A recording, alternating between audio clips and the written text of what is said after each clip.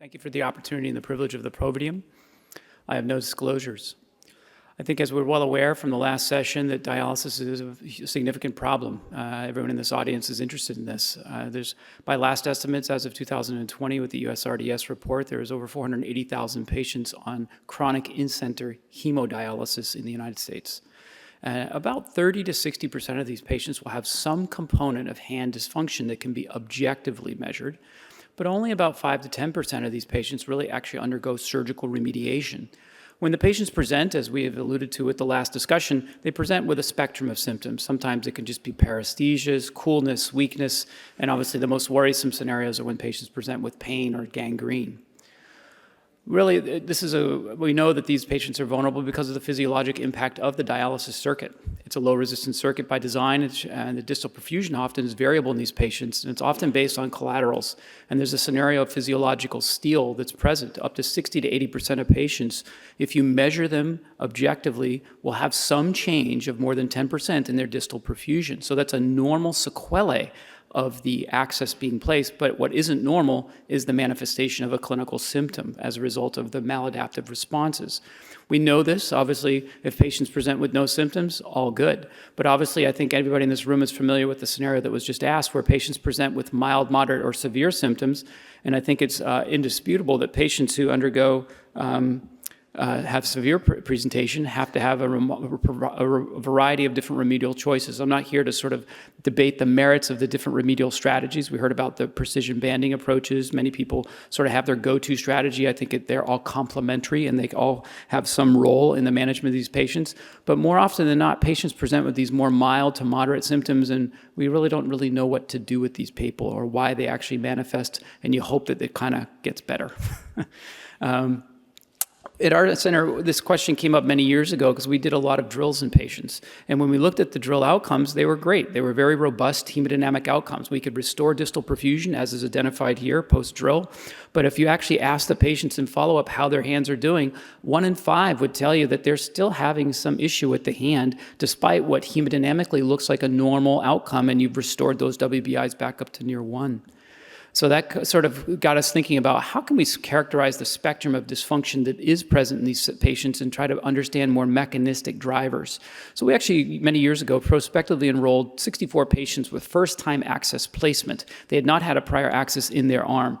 And they got baseline testing. We did finger pressures, nerve conduction testing, grip strength, dexterity, monofilament, even DASH questionnaires to get patient-reported outcomes, did their access surgery, and we repeated all those testing parameters at both 6 weeks and 6 months postoperatively to characterize this. And when we did this, we could actually reliably show that about 2/3 of the patients will have a significant reduction in their grip strength force, and it stays reduced over time when you measure it objectively. More than 10% drop in grip strength in their access arm by 6 months, and that's a sustained drop. And you can sort of look at what the age-matched controls for men and women would look like. When we tried to sort of look at what the correlation would be like between the hemodynamic changes that we can measure reliably in these patients longitudinally and what actually occurs biomechanically, how well their grip is working, how good their dexterity, pegboard, what they're telling you from their perception of hand outcome, you really get a lot of poor correlation. And this was always the problem. The hemodynamics poorly correlated with grip strength changes. Although they were decreasing, the magnitude and direction of that change was highly variable. And when we looked at the nerve conduction changes, what you measure in both the sensory and motor nerves of the hand longitudinally and try to correlate with the hemodynamics, that was even worse or lack of thereof of any correlation. So this got us answering sort of what is the underlying mechanism and is there something else? I think that the idea that it's strictly a blood flow problem is really somewhat of an oversimplification because it's really the end adaptation of the muscle, neuromotor end plate, and nerve signaling. So you have to sort of understand, well, what is that contribution of those end organs, if you will?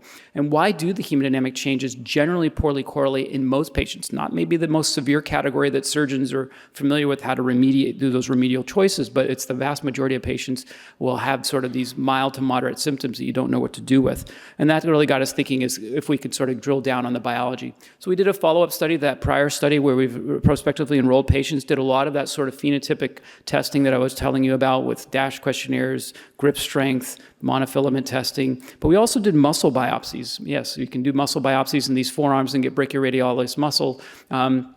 And we also did nerve conduction testing, and we took blood serum, and we tried to understand what is the contribution of the skeletal muscle bioenergetics and mitochondrial function and neuromotor end plate, and try to see if we can identify reasons why patients do or don't get these symptoms. This is a busy slide, but I can distill it down to basically tell you that if you look at the sort of the grip strength, again, we recapitulated historical studies that show there's a reliable reduction of more than 10% in grip strength in most patients. If you look at their finger pressures, again, you see that reduction that was measured before.